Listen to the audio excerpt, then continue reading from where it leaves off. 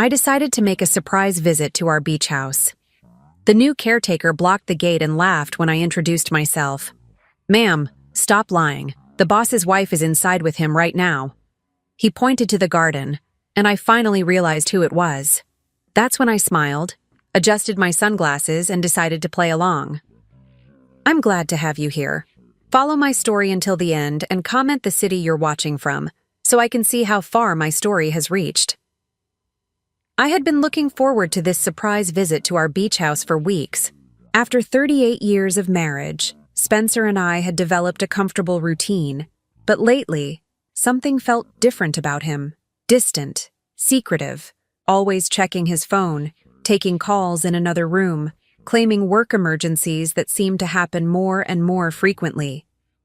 At 64, I wasn't naive about the realities of long marriages. I had friends whose husbands had wandered, and I had always prided myself on knowing Spencer better than anyone. We had built something solid together, weathered storms that would have broken weaker couples. But these past few months, an uncomfortable feeling had been growing in the pit of my stomach, a whisper I kept trying to silence. So when Spencer announced another last-minute business trip to Seattle, something inside me snapped.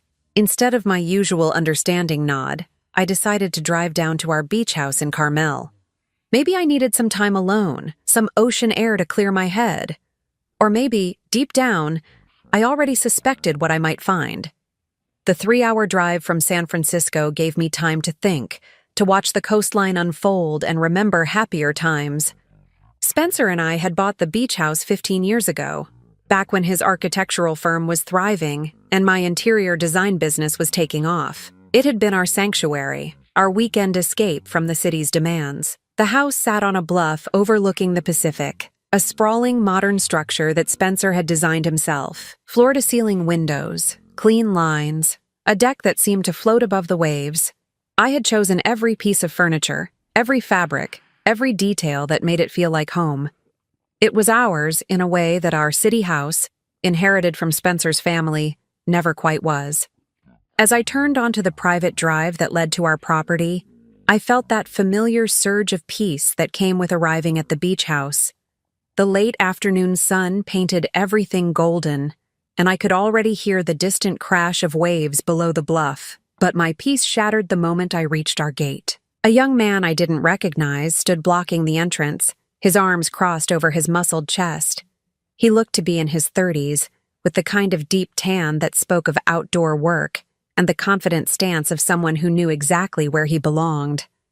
I rolled down my window, assuming Spencer had hired new security without mentioning it. "Excuse me, I need to get through to my house." The man laughed, actually laughed, as if I had just told him the most amusing joke. "Ma'am, I'm going to have to ask you to move along. This is private property." "Yes, I know it's private property. It's my property." I kept my voice calm, though irritation was beginning to build. "I'm Lorene Hartwell. This is my beach house." His laughter grew louder, and he slapped his thigh like I was performing in some comedy show. "Ma'am, please, stop lying. The boss's wife is already inside with him right now." He gestured toward the house with obvious amusement. "Nice try, though. You're not the first person to try this trick." My heart stopped. The boss's wife. Spencer was inside with his wife. But I was his wife. I followed the direction of his pointing finger, and that's when I saw her. A woman with long auburn hair was visible through the living room's massive windows, moving around my kitchen like she owned it. Even from this distance, I could see she was younger than me, probably in her 40s, wearing one of those flowing white sundresses that looked effortless and expensive. The woman moved with complete familiarity through my space, opening cabinets that I had organized, touching things that belonged to me, and then Spencer appeared beside her, his arms sliding around her waist with an intimacy that made my stomach clench. I had found my husband with another woman in our home, and somehow, I was the one being treated like an intruder. The young man was still talking, still finding my presence hilarious. "Look, lady, I don't know what game you're playing, but Mr. Hartwell and his wife Amelie are having a private weekend. They specifically asked not to be disturbed. Amelie, Even her name sounded young and fresh and nothing like Lorene. Something shifted inside me in that moment. The shock, the hurt, the humiliation, it all crystallized into something else. Something sharper. I looked at this young man who was so confident in his knowledge of who belonged in my house, who was so amused by what he saw as my desperate lie, and I made a decision. "Oh my goodness," I said, letting embarrassment color my voice. "I'm so sorry. You're absolutely right." I fumbled in my purse, buying time to think. "I'm actually looking for work. I heard Mrs. Hartwell might need help with the house, and I thought I'd stop by. I guess I got confused about which house was which." The man's demeanor changed immediately. The mockery faded, replaced by something approaching sympathy. "Oh, well, that's different. I'm Darius, by the way. I'm the new caretaker here." He extended his hand through my car window. "What kind of work are you looking for?" "Housekeeping, cooking, general help," I said, the lie flowing more easily than I expected. "I have excellent references. I've been working for wealthy families in the area for years." Darius nodded thoughtfully. "You know what? They might actually need someone. Mrs. Hartwell was just saying how much work it is to maintain a place this size." He glanced back at the house. "Why don't you come back tomorrow morning? I'll mention it to them tonight." "That would be wonderful," I said, already planning my return. "What time would be good?" "Come around 9. They usually have breakfast on the deck, and Mrs. Hartwell likes to plan her day early." Mrs. Hartwell. This woman was living my life, sleeping in my bed, eating breakfast on my deck, and everyone around her was calling her by my name. I thanked Darius and drove away, my hands shaking on the steering wheel. I made it about a mile down the coastal highway before I had to pull over. The reality of what I had just discovered hit me like a physical blow, and I found myself gripping the steering wheel and sobbing. Spencer wasn't just having an affair. He was living a completely different life. One where I didn't exist at all. This woman, Amelie, wasn't just visiting our beach house. She was inhabiting it, claiming it, being treated as if she belonged there more than I did. But as the tears subsided and the sun began to set over the Pacific, I realized something else. I had been handed an opportunity. Tomorrow, I would walk into my own house as a stranger. I would see exactly what my husband's real life looked like when he thought I wasn't watching, and then I would decide what to do about it. The drive back to the city passed in a blur of planning. I would need to look different tomorrow, dress down, maybe change my hair. I would need a story, references, a background that would hold up under casual scrutiny. Most importantly, I would need to prepare myself for whatever I might discover. Because something told me that what I had seen today was just the beginning. I barely slept that night. Every time I closed my eyes, I saw Amelie moving through my kitchen, Spencer's arm around her waist, Darius laughing at me like I was some delusional stranger. By 5 a.m, I gave up on sleep and started preparing for what might be the most important performance of my life. I had spent hours the night before creating my disguise. Nothing dramatic. I wasn't trying to fool Spencer. Just his new life. I pulled my shoulder-length silver hair back into a simple bun, chose my most conservative clothes, and put on the kind of sensible shoes I hadn't worn in years. In the mirror, I looked like exactly what I was pretending to be. A woman who needed work and was grateful for any opportunity. The drive back to Carmel felt surreal. I was returning to my own home as an applicant for a job in my own house. The irony would have been funny if it wasn't so devastating. Darius was waiting at the gate when I arrived at exactly 9 o'clock. He greeted me with a friendly wave and walked me up to the front door. The same door I had walked through hundreds of times, usually loaded down with groceries or weekend bags or flowers from our city garden. "Mrs. Hartwell is having her coffee on the deck," Darius said as we approached the house. "She's really excited to meet you. I told her you had great experience with families like theirs." Families like theirs. In my own house. The interior of the beach house looked different somehow, though I couldn't immediately pinpoint why. Small changes, subtle shifts that spoke of another woman's presence, a different arrangement of pillows on the sofa I had chosen, books I didn't recognize on the coffee table, a vase of lilies where I always kept roses. but it was more than the physical changes.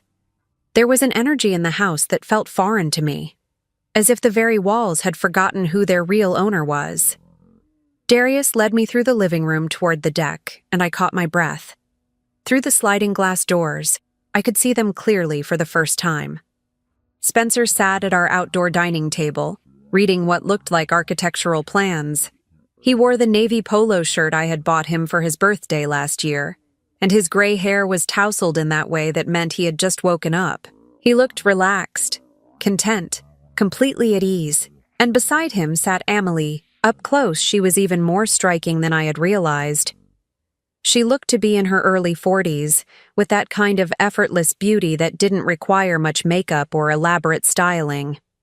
Her auburn hair caught the morning light, and she moved with the kind of confidence that comes from knowing you're exactly where you belong. She was wearing one of my silk robes.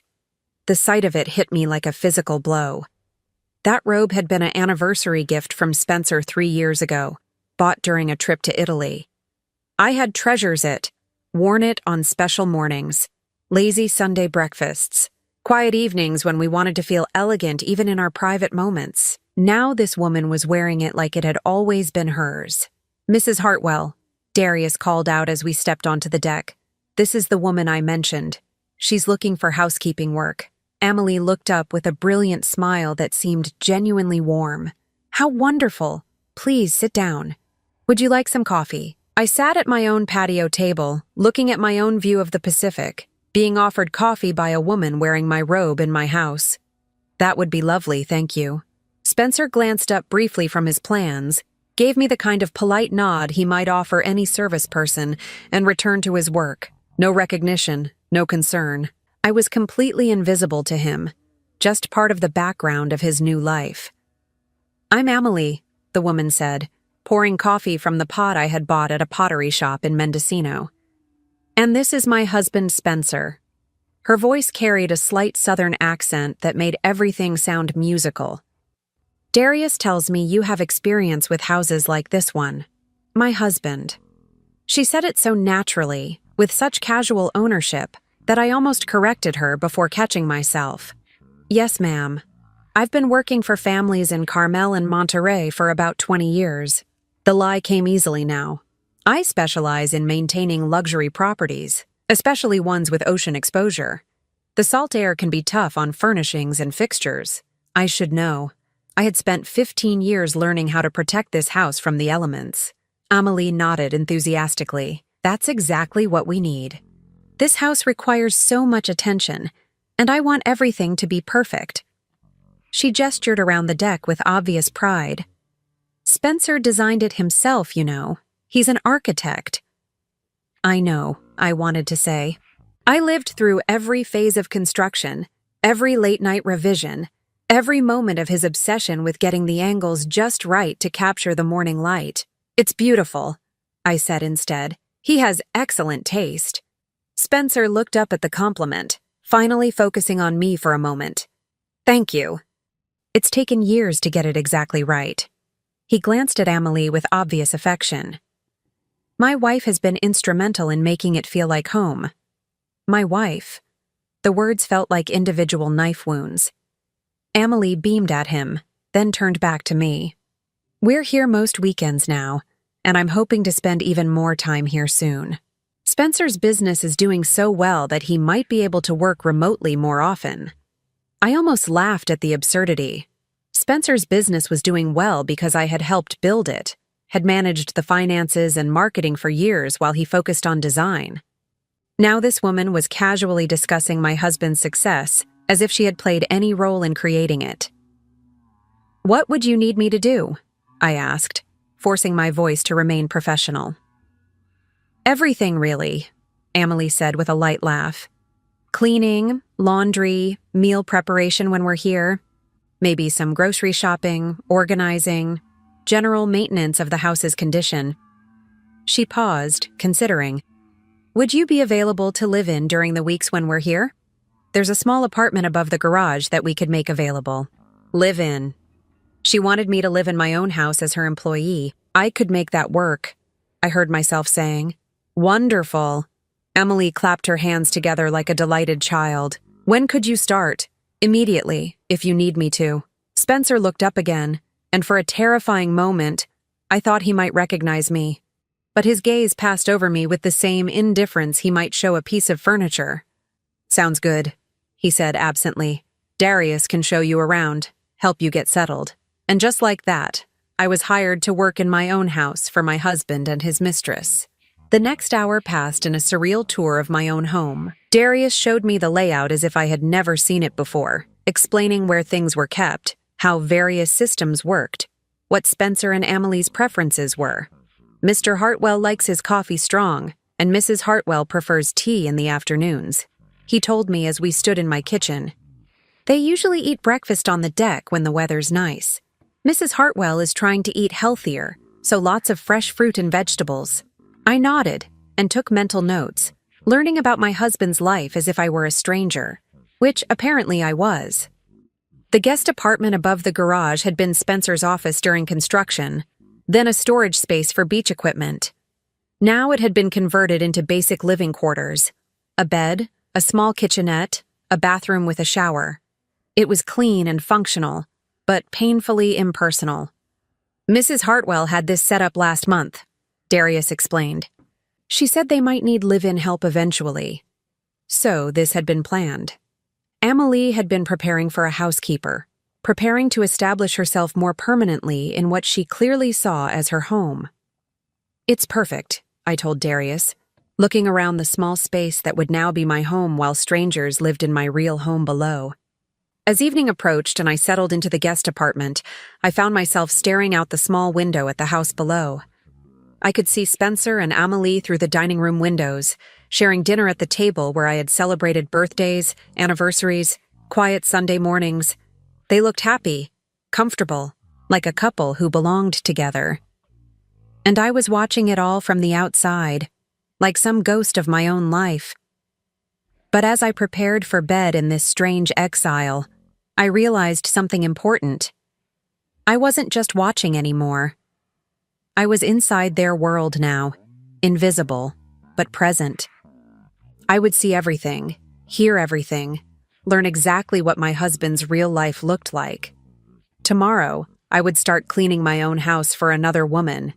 I would wash my husband's clothes for him to wear on dates with his mistress.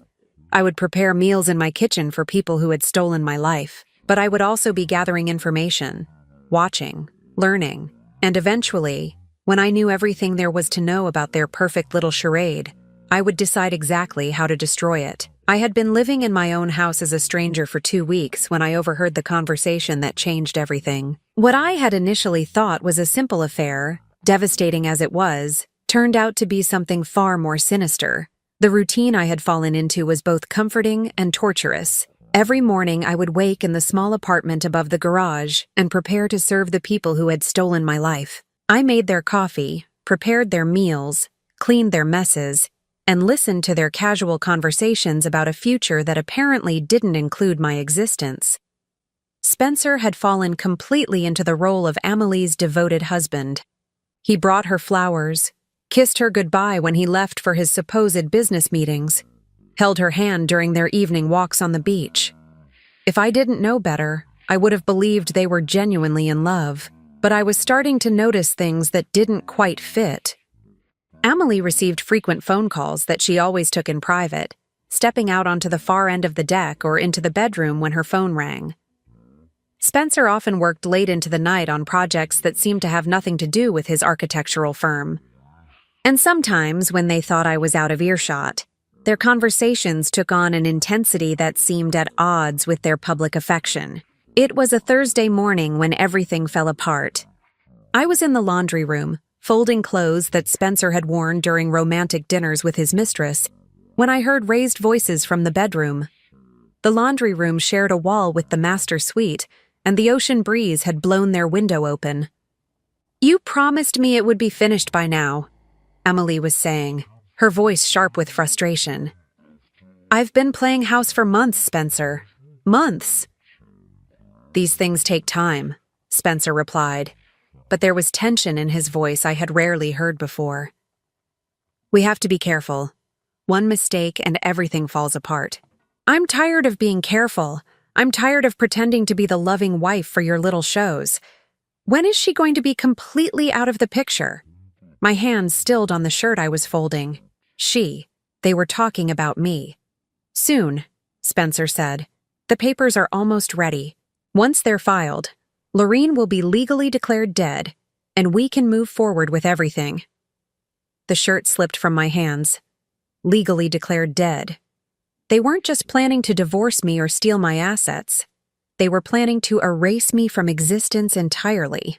How much longer? Emily pressed, because I'm getting real tired of this charade.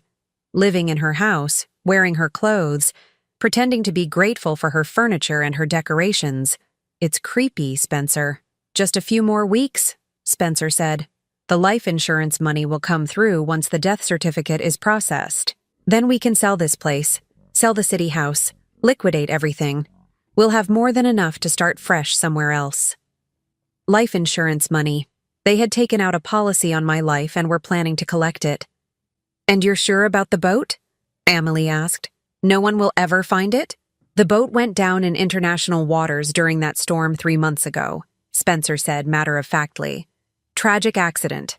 Lorene always was a terrible sailor, never should have gone out alone. By the time anyone realizes she's missing, there won't be anything left to find. I gripped the edge of the laundry table to keep from falling. 3 months ago. The weekend Spencer had told me he needed to go to a conference in Los Angeles.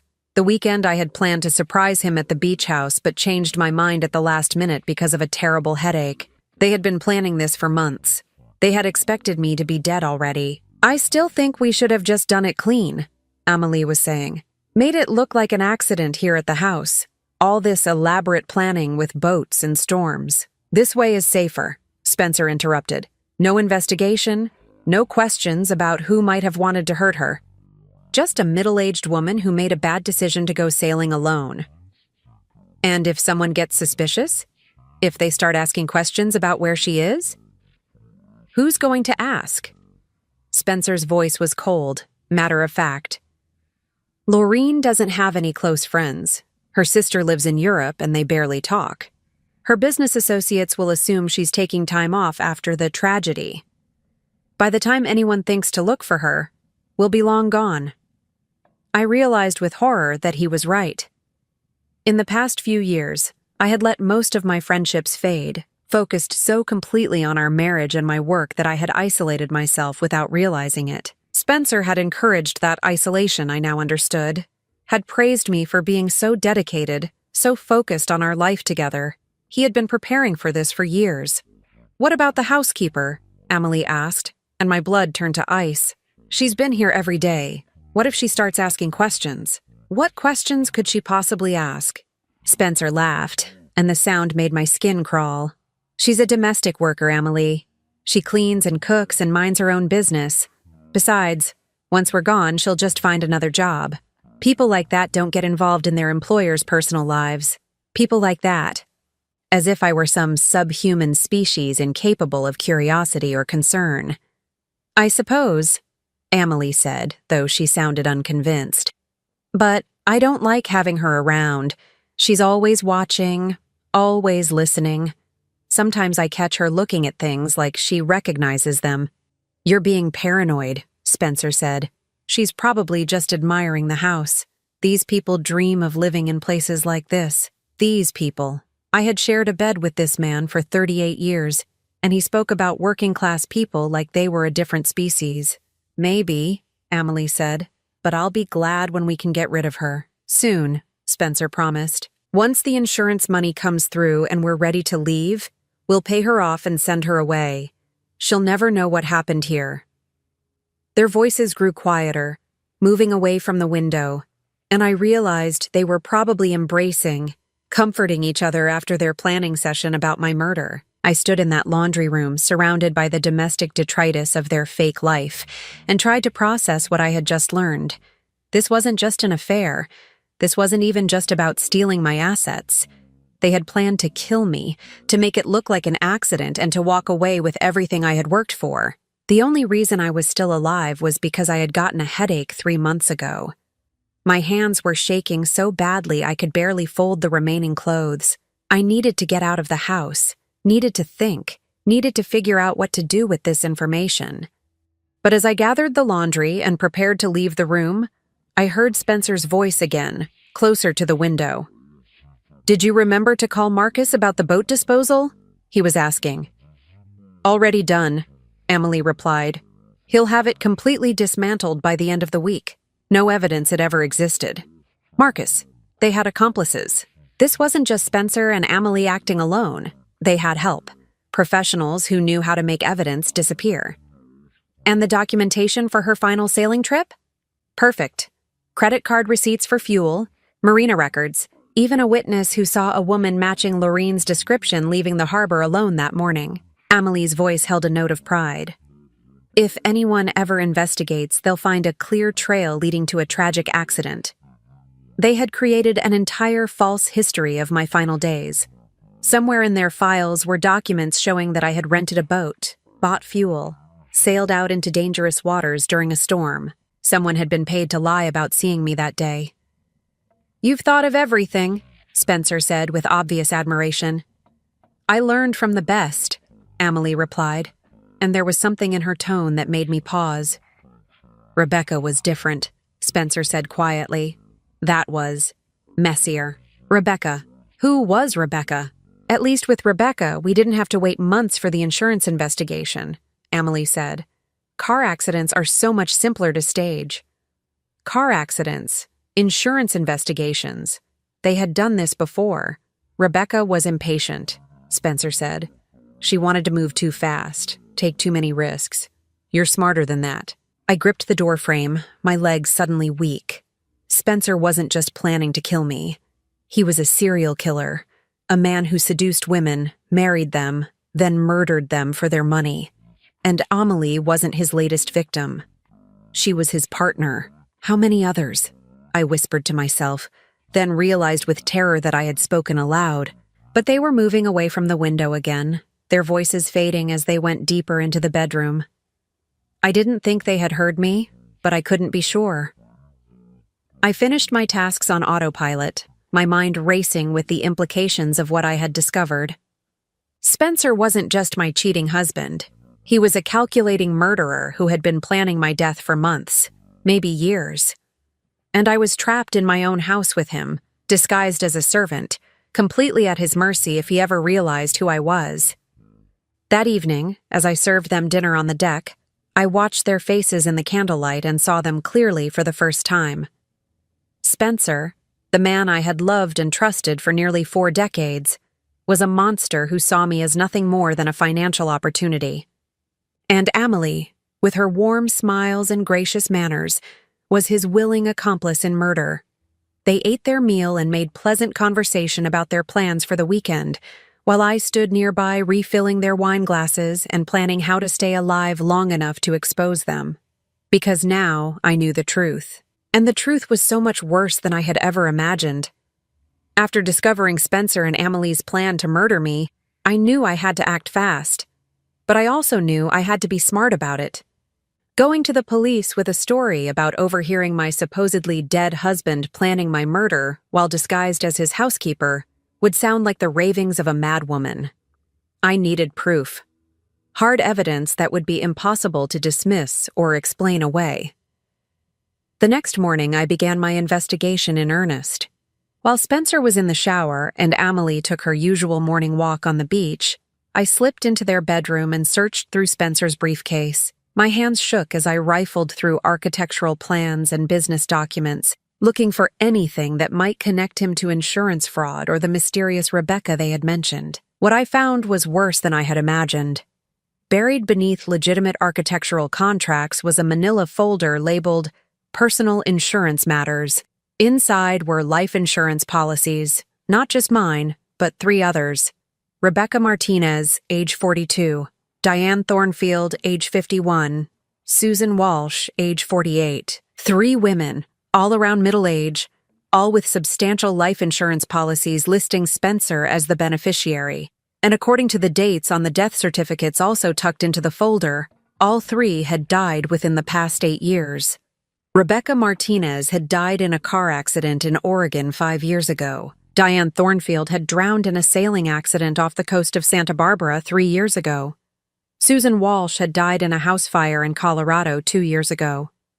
All accidents, all involving wives of Spencer Hartwell, architectural consultant, who had collected substantial life insurance payouts after their tragic, untimely deaths.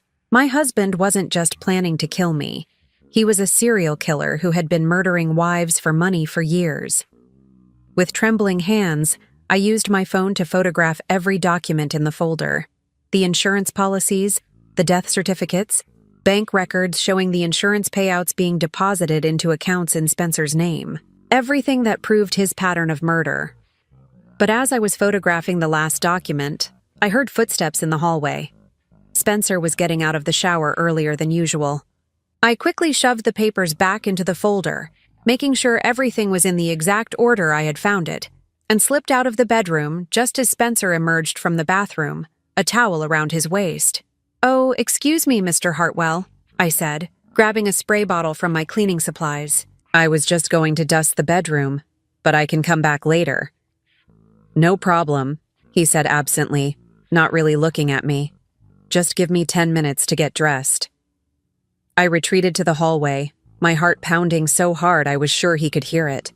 I had the evidence I needed, but I also realized how much danger I was in. If Spencer ever suspected what I had discovered, I wouldn't live long enough to use it. Over the next few days, I continued gathering evidence with the methodical precision of someone whose life depended on it. Because it did. I discovered that Amelie had her own folder hidden in the bedroom closet, tucked inside a shoebox behind her summer clothes. This folder contained what appeared to be detailed dossiers on Spencer's previous wives, including photographs, financial information, and personal details that would have taken months of surveillance to gather. Rebecca Martinez had been a successful real estate agent with no close family and a substantial investment portfolio. Diane Thornfield had been a divorced financial advisor with a teenage daughter who lived with her ex-husband. Susan Walsh had been a widow with grown children who lived across the country. The pattern was clear. Spencer targeted middle-aged women with money, but limited family connections. Women who wouldn't be missed immediately, whose deaths wouldn't generate intensive investigations. And at the bottom of Amelie's folder was a dossier on me. Seeing my own life reduced to bullet points on a target assessment was surreal and terrifying. Laureen Hartwell, age 64, interior designer, estimated net worth $1.2 million. No children, sister lives in London, limited social connections. Husband reports she has become increasingly reclusive in recent years. Increasingly reclusive.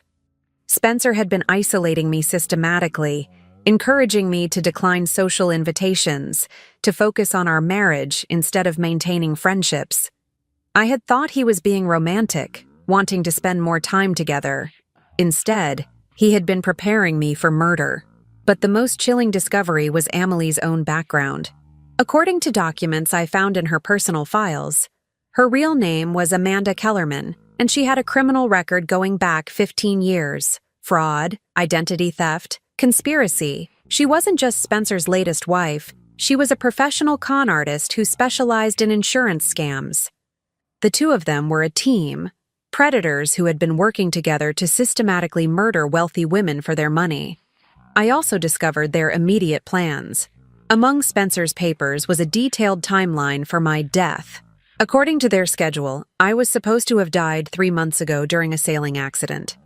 My memorial service had already been planned, scheduled for next month to give time for the insurance investigation to conclude. But what terrified me most was finding their backup plan. If the sailing accident couldn't be arranged, they had alternative scenarios ready. A hiking accident on one of my favorite trails. A home invasion at our city house. Even a medical emergency that could be induced with untraceable drugs. They weren't going to give up. If I didn't disappear soon, they would find another way to kill me. I photographed everything, uploading the images to a secure cloud storage account I created under a false name. But I knew that evidence alone wouldn't be enough. I needed to catch them in the act, get them to confess their crimes in a way that could be recorded and verified. The opportunity came sooner than I expected. On Friday evening, Spencer received a phone call that agitated him visibly. I was serving dinner when his phone rang, and I watched his face change from relaxed contentment to sharp concern. "When?" he said tersely. "How much does she know?" He listened for several minutes, his jaw tightening with each passing second. Finally, he hung up and turned to Amelie with an expression I had never seen before. Pure, calculating rage. "We have a problem," he said quietly. "What kind of problem?" Amelie set down her fork, immediately alert. That was Marcus. Someone's been asking questions about Rebecca Martinez's death. Her daughter hired a private investigator. Rebecca's daughter, the teenage girl who had been living with her father when her mother died. She was older now, old enough to start questioning the convenient timing of her mother's death. "How much does the investigator know?" Amelie asked. "Too much. He's connected Rebecca to Diane, and he's starting to ask questions about my involvement with both of them." Spencer ran his hands through his hair. "We need to move up our timeline." "Move it up how much?" Amelie's voice was steady, but I could see tension in her shoulders. "We finish this weekend," Spencer said. "We can't wait for the insurance declaration anymore. We stage Lorene's accident now, tonight, and then we disappear. Tonight. They were planning to kill me tonight." I forced myself to continue serving their meal as if I hadn't heard anything, but inside I was screaming. All my evidence gathering, all my careful planning, none of it would matter if I didn't survive the next few hours. "What about the housekeeper?" Amelie glanced in my direction. "We'll have to include her," Spencer said matter-of-factly. "Make it look like they were both in the wrong place at the wrong time. Home invasion gone wrong, maybe. Or a gas leak explosion. Include her." He was planning to kill me twice, once as Lorene Hartwell, his wife, and once as Margaret Chen, the housekeeper who had been unfortunate enough to witness something she shouldn't have. I finished serving their dinner and retreated to the kitchen, my mind racing. I had hours, maybe less, before they put their plan into action. I needed to get evidence of their immediate plan, something that would prove they were about to commit murder. As they finished eating and moved to the living room for after-dinner drinks, I slipped my phone into recording mode and found a position where I could hear their conversation clearly. "So what's the plan?" Amelie was asking. "How do we stage it so both of them are taken care of?" "Gas leak," Spencer said without hesitation. "I'll disconnect the line to the stove, let gas build up in the kitchen overnight. In the morning, when the housekeeper comes in to make coffee, any spark will set off an explosion. Both bodies will be found together. Tragic accident. No survivors to tell a different story. And we'll be where? Already on the road to Mexico. I've got new identities ready. Cash reserves in offshore accounts. By the time the fire department finishes investigating, we'll be somewhere with no extradition treaties. What about the investigation into Rebecca? Won't matter once we're gone. Let them investigate all they want. There won't be anyone left to prosecute." I had it. A recorded confession to their plan to murder me and frame it as an accident. But I also realized that I was running out of time. Once they went to bed, Spencer would disconnect the gas line, and by morning, this house would be a crater and I would be dead. I couldn't run. They would notice if I disappeared, and they would know their plan had been compromised. I couldn't call the police from the house. They would hear me. But I had one advantage they didn't know about. I wasn't just Margaret Chen, the housekeeper who happened to overhear their plan. I was Lorene Hartwell, the woman they thought they had already killed. And unlike his previous victims, I knew exactly who Spencer really was and what he was planning to do. Tomorrow, if I survived the night, I would stop being a victim and start being a predator. Tonight, I had to make sure I lived long enough to destroy them both. I had 6 hours until dawn. 6 hours before Spencer would disconnect the gas line and turn my own house into my tomb. 6 hours to orchestrate the most important performance of my life. After retreating to the guest apartment above the garage, I spent the first hour uploading all my evidence to multiple cloud storage accounts and emailing copies to myself at various addresses. If something went wrong, if I didn't survive the night, at least there would be a record of what Spencer and Amelie had done. But I didn't intend to die tonight. Instead, I was going to give them exactly what they wanted. with a twist they would never see coming. At 2 in the morning, I crept out of the apartment and made my way to the main house. Spencer and Amelie were asleep in my bedroom, probably dreaming about the new life they would start after my murder. The house was dark, except for the soft glow of emergency lighting along the hallways. I knew every inch of this house, every creaking floorboard, every door that squeaked. I had lived here for 15 years, and now that intimate knowledge was going to save my life. My first stop was Spencer's home office, where he kept his backup files and emergency documents. I knew his filing system better than he did. I had organized it myself years ago. In the bottom drawer of his desk, behind folders of old tax returns, I found what I was looking for, a thick envelope labeled Emergency Protocols. Inside were new identities for both Spencer and Amelie, complete with passports, birth certificates, and social security cards. Spencer would become Robert Hamilton, architectural consultant. Amelie would become Sarah Hamilton, his devoted wife. They even had matching wedding rings tucked into the envelope, ready to replace the ones they wore now. But more importantly, I found their escape route. Detailed directions to a private airstrip 40 miles inland, where a plane would be waiting at 6 in the morning to take them to Mexico. From there, they would travel to Costa Rica, where Spencer apparently owned a villa under one of his false identities. They had been planning this escape for months, maybe years. Every detail had been considered, every contingency planned for, except one. They had never planned for their victim to fight back. I photographed the documents and returned them to exactly where I had found them. Then I made my way to the kitchen, where Spencer planned to disconnect the gas line in a few hours. But I had a different plan. Working by the light of my phone's flashlight, I carefully examined the gas connections behind the stove. Spencer's plan was simple but effective. Disconnect the line, let gas build up overnight, and wait for the first spark in the morning to cause an explosion that would destroy all evidence of his crimes. Instead, I did something he would never expect. I loosened the connection just enough to create a small leak, not enough to cause an explosion, but enough to trigger the gas detection system I had installed 2 years ago after a neighbor's house had suffered a gas leak. Spencer had complained about the expense at the time, calling it unnecessary paranoia. Tonight, my paranoia would save my life. The detector would start sounding its alarm around 5 in the morning, giving me time to discover the leak and save Spencer and Amelie from a tragic accident. I would be the hero, not the victim. But that was only the first part of my plan.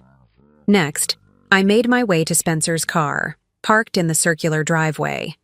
Using skills I had learned during a brief rebellious period in college, I carefully disabled his engine in a way that would seem like a mechanical failure rather than sabotage. When Spencer tried to leave for the airstrip in the morning, his car wouldn't start. Then I called the one person I knew I could trust, Detective Sarah Morrison of the Monterey County Sheriff's Office. Sarah and I had become friends years ago when her department was investigating a burglary at one of my design projects. We had stayed in touch, and I knew she would listen to me, even at 3 in the morning. "Sarah," I whispered when she answered her phone. "I need your help. I'm about to stop a murder." "Lorene, Jesus, what time is it? Are you okay?" "I'm fine, but I won't be for much longer. I need you to trust me and do exactly what I ask, without questions." I gave her the abbreviated version. My husband was planning to kill me for insurance money. I had evidence of multiple previous murders, and they were planning to stage my death as a gas leak explosion this morning. "Where are you now?" Sarah's voice was instantly alert, all traces of sleep gone. "I'm at my beach house in Carmel." "But Sarah, you can't come here yet. I need to catch them in the act, get them to confess while you're listening. Otherwise, they'll just claim I'm a delusional woman making up stories about her husband. Lorene, this is too dangerous. If they're really planning to kill you, they think they already killed me," I interrupted. "They don't know I'm alive. That's my advantage." I explained my plan quickly. Sarah would position herself and her team outside the house at 5:30, just before the gas alarm was set to go off. I would record everything on my phone while she listened in through a conference call. When Spencer and Amelie revealed their plan or tried to stop me from saving them, Sarah would have probable cause to arrest them. "This is insane," Sarah said. but I could hear her writing notes. But if you're right about the previous murders, I'm right. I have all the evidence. Life insurance policies, death certificates, even their planned escape route. But I need them to incriminate themselves with you listening. Okay. But Lorene, if anything goes wrong, if you feel like you're in immediate danger, you run. Don't try to be a hero. Too late for that, I said. I've been a victim for 38 years without knowing it. Tonight, that ends. After hanging up with Sarah, I spent the remaining hours before dawn preparing for the confrontation that would either free me or kill me.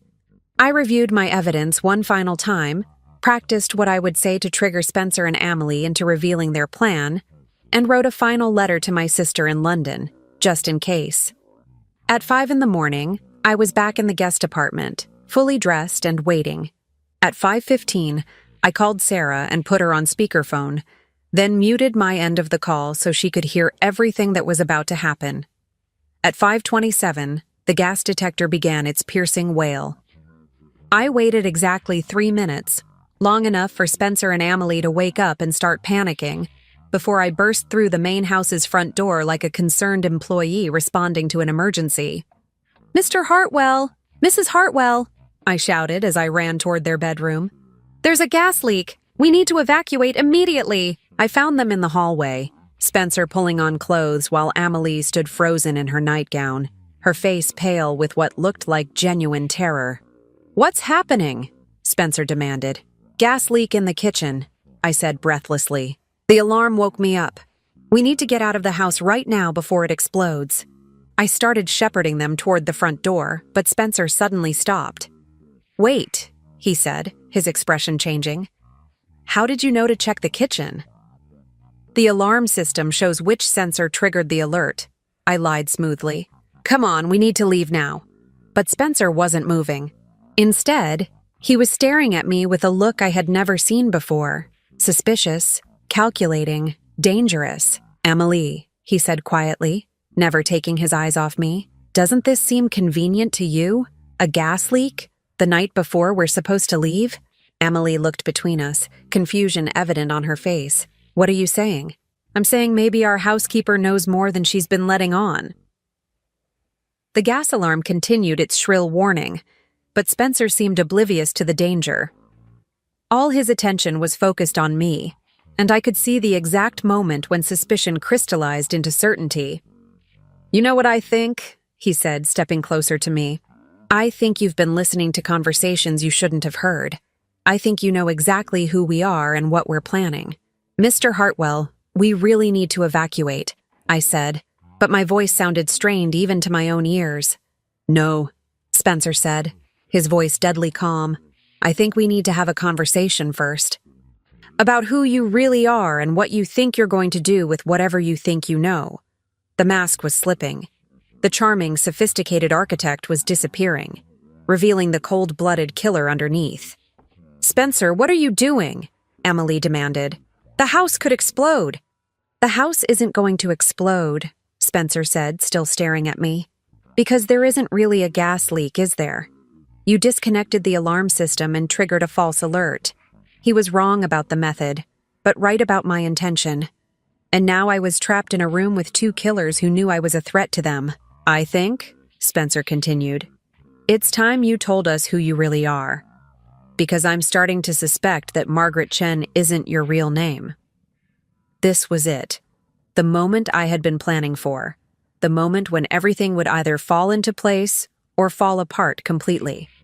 I took a deep breath, straightened my shoulders, and looked Spencer Hartwell directly in the eyes. "You're right," I said quietly. "Margaret Chen isn't my real name." Spencer smiled triumphantly, but his expression changed to confusion when I continued. "My real name is Lorene Hartwell, and you're my husband." The silence that followed was broken only by the continued wailing of the gas alarm. Spencer's face went white, then red, then white again. Amelie gasped and took a step backward. "That's impossible," Spencer whispered. "Lorene is dead." "No," I said, allowing all my rage and pain to show in my voice. "Lorene was supposed to be dead. But your plan failed, Spencer.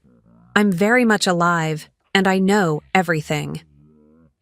Spencer's hand moved toward his pocket, and I realized he might be carrying a weapon, but before he could act, Amelie grabbed his arm. "Spencer, the gas," she hissed.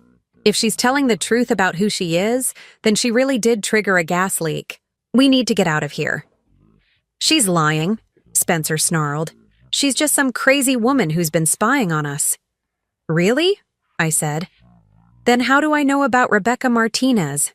How do I know about Diane Thornfield and Susan Walsh? How do I know about your planned escape to Costa Rica this morning?" Spencer's face crumpled with the realization that I did indeed know everything. "You've been busy," he said slowly. "But it doesn't matter. You're still going to die tonight. We'll just have to make it look like you tried to blackmail us and things went wrong." "No," I said firmly. "I'm not going to die tonight. But your plan is." I held up my phone, showing that it was recording. "Everything you've said in the past 10 minutes has been recorded and transmitted to Detective Sarah Morrison of the Monterey County Sheriff's Office. She and her team are positioned outside this house right now, waiting for my signal." Spencer lunged for my phone, but I was ready for him. I dodged backward, and he stumbled into the wall. "Sarah," I called out to my phone. "Now would be good." Within seconds, I could hear car doors slamming outside, followed by heavy footsteps on the front porch. "Monterey County Sheriff's Office, open the door."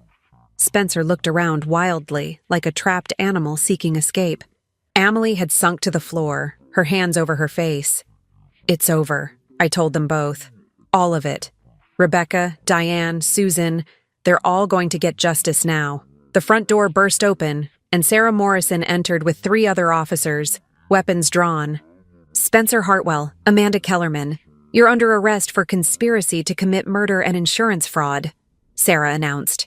As the officers handcuffed Spencer and Amelie, Spencer looked at me with pure hatred. "You think you've won?" he spat.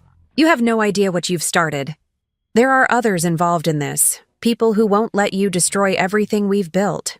Let them come," I said calmly. "I'm not afraid anymore." And for the first time in months, maybe years, that was completely true. 6 months later, I stood in the courtroom listening to the judge read Spencer's sentence. 3 consecutive life terms without the possibility of parole for the murders of Rebecca Martinez, Diane Thornfield, and Susan Walsh, plus an additional 25 years for conspiracy to commit murder and insurance fraud. Amelie, who had agreed to testify against Spencer in exchange for a reduced sentence, received 20 years. She would be 62 when she was released, assuming she lived that long. Prison was not kind to women who preyed on other women. The families of Spencer's victims were in the courtroom that day. Rebecca's daughter, now 22, had driven down from Oregon. Diane's sister had flown in from New York. Susan's son had taken time off from his job in Denver. They all thanked me afterward, with tears in their eyes, for giving them the closure they had never thought possible. "My mother always said something felt wrong about that car accident," Rebecca's daughter told me. "Thank you for proving she was right." I accepted their gratitude, but I knew the truth. I hadn't set out to get justice for those women. I had stumbled into it while trying to save my own life. But sometimes the best justice comes from the most unexpected places. The trial had been a media sensation, naturally. Husband's murder plot foiled by wife's secret investigation had been featured on every major news program. I had turned down interview requests and book deals, wanting nothing more than to disappear from public attention and rebuild my life in peace. The beach house had been sold within a month of Spencer's arrest. I couldn't bear to live there anymore, not after everything that had happened within those walls. Every room held memories of watching my husband plan my murder, of serving dinner to the people who wanted me dead. Instead, I had bought a small cottage in Mendocino, overlooking the ocean but far from the scene of my near destruction. It was simpler than the beach house, more authentic somehow. A place where I could be myself without the weight of Spencer's expectations and manipulations. I had also changed my name legally, not to something completely different, but to Laureen Margaret Hartwell, incorporating the identity I had assumed during those terrifying weeks as a housekeeper in my own home. Margaret Chen had been brave in a way that Laureen Hartwell had never been. She had fought back, taken risks, refused to be a victim. I wanted to honor that strength. My interior design business had initially suffered from the publicity surrounding the trial. Some clients were uncomfortable with the association, worried that hiring me would bring unwanted attention, but others were drawn to the story of a woman who had fought back against impossible odds. My client base had shifted, but it had also grown stronger, filled with people who understood survival and resilience. I was working on a project for one such client, a women's shelter that needed help creating spaces that felt safe and nurturing rather than institutional, when Detective Sarah Morrison called with news I had been both expecting and dreading. "We found Marcus," she said without preamble. "Spencer's contact, the one who helped dispose of evidence. He was arrested in Tijuana trying to cross into Guatemala. Marcus Reyes had been Spencer's connection to the criminal underworld, the man who arranged for boats to disappear, witnesses to be paid off, evidence to vanish without a trace. His arrest meant that Spencer and Amelie's entire network was finally being unraveled. He's talking," Sarah continued, "giving us details about other cases, other people Spencer worked with. It looks like your husband was part of something much bigger than we initially realized." I wasn't surprised. Spencer had always been a planner, someone who thought 10 steps ahead. It made sense that he would have built connections with other criminals, other people who could help him carry out his schemes. "How many others?" I asked, though I wasn't sure I wanted to know. "At least 6 more women over the past 15 years. Maybe more as we dig deeper." Marcus kept records, photographs, details about each case. He saw it as insurance, leverage he could use if Spencer ever tried to cut him out. 6 more women. 6 more families who had lost mothers, daughters, sisters to Spencer's greed.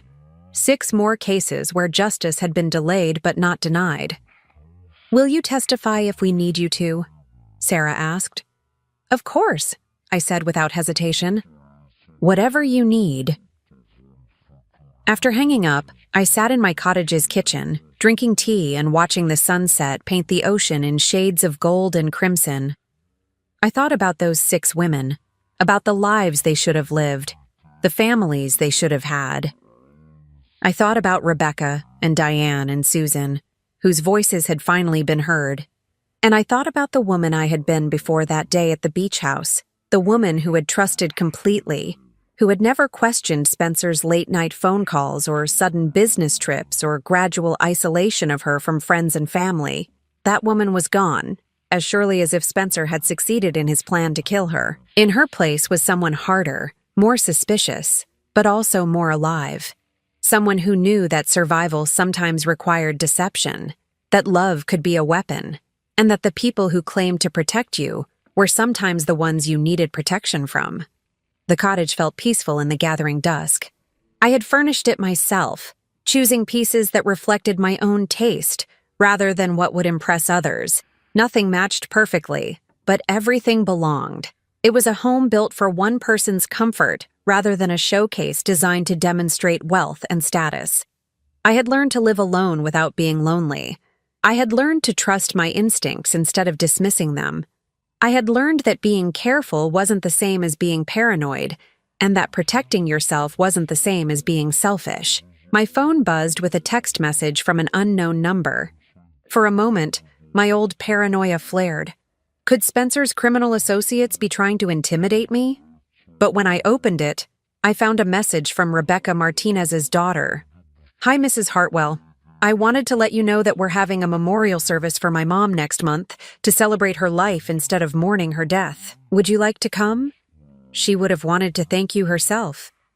I stared at the message for a long time, tears blurring my vision. In saving my own life, I had given those families something precious, the truth about what had happened to their loved ones. I had given them someone to hold accountable, someone to blame, someone to see punished for the crimes committed against their families. But more than that, I had given them proof that their instincts had been right. Rebecca's daughter had always suspected her mother's death wasn't really an accident. Diane's sister had questioned why her sister would go sailing alone during a storm. Susan's son had wondered why his mother's house fire had started in a room she never used. They had all doubted the official stories, but they had been told they were being paranoid. that they were looking for someone to blame because they couldn't accept that accidents sometimes happen to good people. Now they knew they had been right to doubt, right to question, right to believe that something was wrong, even when everyone else told them to accept what had happened and move on. I typed back my response. I would be honored to attend.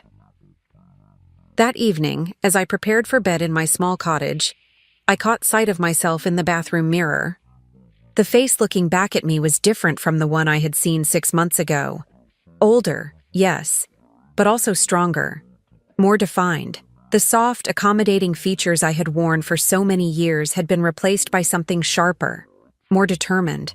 I looked like a woman who had survived something terrible and come out stronger on the other side. I looked like someone Spencer Hartwell would never have been able to manipulate or control. I looked like someone who would never again mistake isolation for love, or control for protection, or manipulation for care. I looked like myself, finally and completely myself, for the first time in 38 years. Outside my bedroom window, I could hear the ocean waves rolling against the shore, endless and rhythmic and peaceful. The sound that had once been the backdrop to my planned murder was now the soundtrack to my freedom. Spencer was in prison, where he would die. Amelie was in prison, paying for her role in the deaths of innocent women. Marcus and the other members of their criminal network were being hunted down and arrested one by one. And I was here, in my own home, living my own life, free from the fear and manipulation that had defined my existence for so long. Tomorrow, I would continue building my new life. I would work on projects that mattered, spend time with people who valued me for who I really was, and make decisions based on my own needs and desires rather than someone else's expectations.